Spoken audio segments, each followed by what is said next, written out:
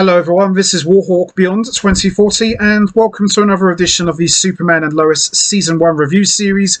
And today I am going to be talking about episode 12, Through the Valley of Death, which I have just finished watching, and this show continues to keep getting better and better, and this episode, just like all of the other episodes that I have seen and reviewed, this episode once again was absolutely fantastic. And what I love about Superman and Lois is the cinematic approach that this show has. From the dialogue to the fight scenes to the music, everything about it is just top notch. And to me, this show doesn't feel like a CW show. This could have easily have been put on HBO Max because the budget for this show is just absolutely fantastic. And this episode had everything you wanted. We had Steel versus Superman. Then we had Steel and Superman working together to try and take down Morgan Edge. We were treated to a cameo from John Diggle, played once again superbly as always by David Ramsey, and it was great to see him. Even though he only had a small role in this episode, it was still great to have him. You know, I just absolutely loved everything about this episode. And you know, for me, and I've said this many times, but I'm going out and saying it right here, right now, Superman and Lois is the best show in the Arrowverse, period. I love The Flash, I love Supergirl, but Superman and Lois is the best show in the Arrowverse, bar none. And what an incredible first season this has been so far. So I'm going to give a little quick recap of what's happened so far, then we're just going to get straight into talking about episode 12.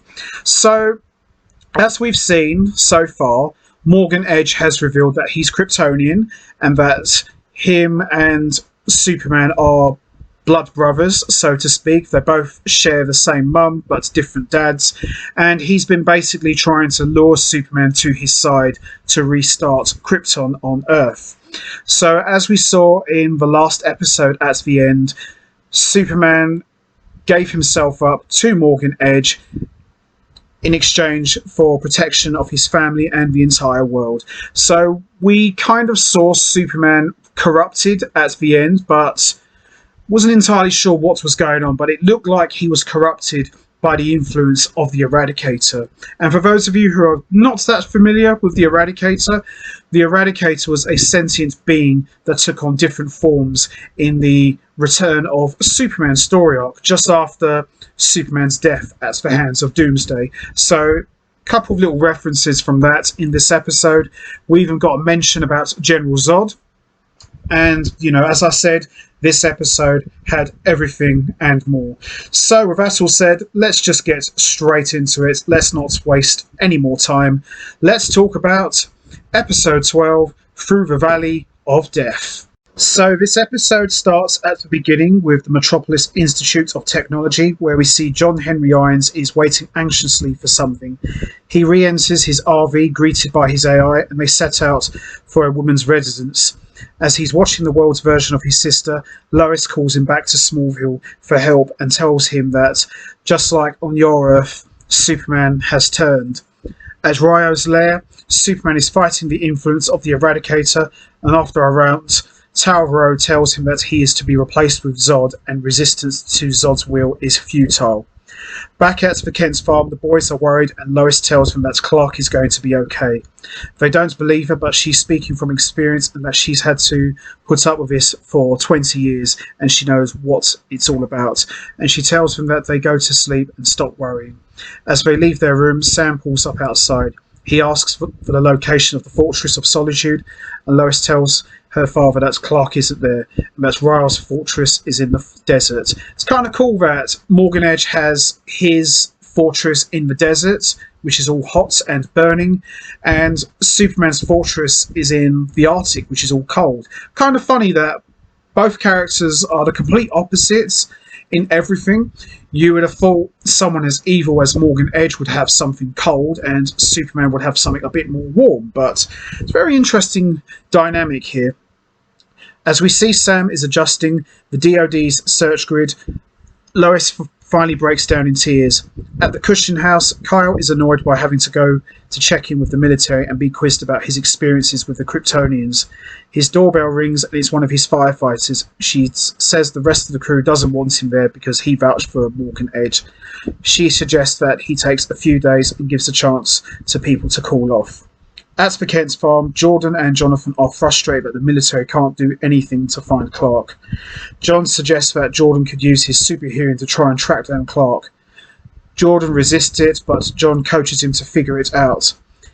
John Henry discusses what's happened with Lois, and while he admires that Superman surrendered to protect her and asked her to call John in, he says that if Superman is sending for him, even Superman knows that the only choice is to kill him. Lois tells John that she won't let him kill Superman, and John asks why she thinks Superman isn't trying to sacrifice himself. Lois tells John that she will prove to him that Superman won't be turned. She storms off, and Sam and John start strategizing for necessary how to kill the Kryptonians. Outside, Jordan is worried about not being good enough to find Clark or to help if he does, but John tells him what's happened when Clark surrendered himself. It isn't his fault, and that Jordan can help now. This was actually a really good scene with the two boys, and seeing Jordan actually learning how to use his super hearing to try and find their dad. I thought this was very good, and some very good character developments for him as well. And you can see he's come a long way from the first episode to now, and he's really starting to get a proper grip on his powers. In the RV, John reveals that he and the Lex Luthor of his world created a sophisticated missile based on Red Sun technology that can completely deplete a Kryptonian's power for long enough to be killed. He tells Sam to build it, and if John Henry has it, he will figure out how to use it, even without his ship. In the town square, Emily and her family confront the Cushions about their role in getting her eradicated. Lois tries to encourage them that they won't be held accountable forever, since it isn't their fault. She calls them into the newspaper to ask them why they remember about being a subject. Lana has nothing to say, but Kyle has more memories since he was fighting the influence. He tells Lois that he felt like he was losing himself and that he couldn't remember things, and it did hurt a lot. He said that no matter how he fought, there was an overwhelming sense that his family would be better off if he let go, and he almost did. Lois's big takeaway is that you can fight the influence of the Eradicator. In the desert, we see Superman is doing exactly that, trying to fight the influence of the Eradicator while the two royals look on. Superman remembers his family and flies off at top speed, but crashes into the desert outside of the fortress. Back in Smallville, Jordan hears Clark calling him for help.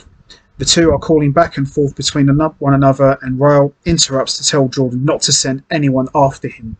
We then see John Diggle arrives in the town square. My man, John Diggle, having provided some tech for Sam and John Henry's missile. Lois finds out and she's infuriated that Sam lied to her. Diggle is angry too that Sam lied to him and Lila about the tech was for. He's also not thrilled about Sam was harbouring someone from another Earth without disclosing it. At the Cushion house, Kyle freaks out after he returns to find one of his windows broken out and graffitied on it, saying, "Get out of Smallville." After a tense few minutes, Lana and Sarah go inside while Kyle goes to start cleaning up the house. After the boys tell Sam about what they've learned, he tells Lois that when they locate Royal's fortress, he's sending in John Henry with the missile. Oh boy, here we go. Lois pulls John Henry aside and tearfully admits to him that Superman is her husband.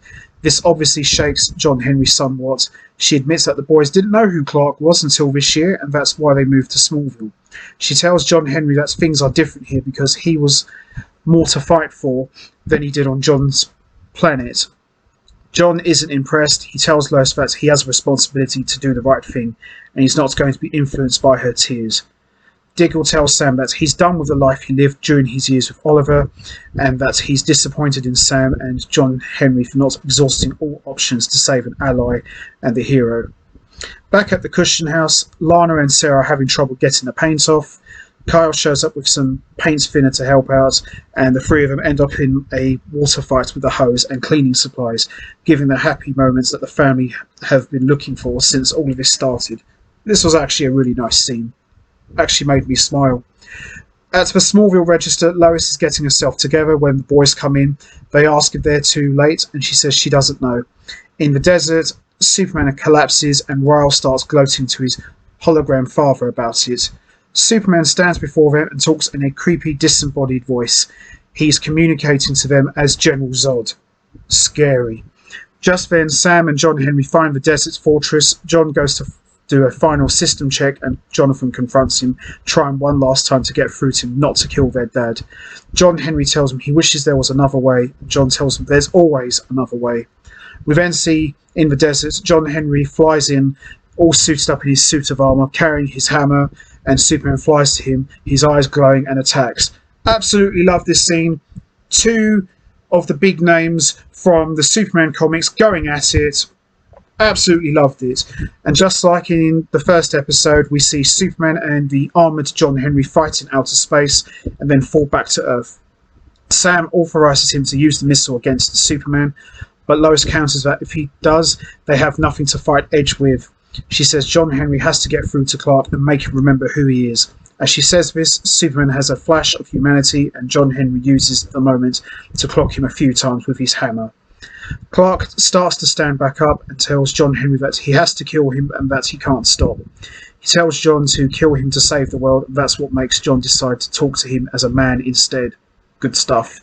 He calls him Clark and tells him that his family believes in him. He shares his experience, and he tells him that the pain he's feeling right now is nothing compared to what he will feel if he loses Clark and his boys. With visions of all of the flashbacks, Clark screams and falls to the ground, having seemingly flushed General Zod's influence from his system. John helps him to his feet and radios in that Clark is back.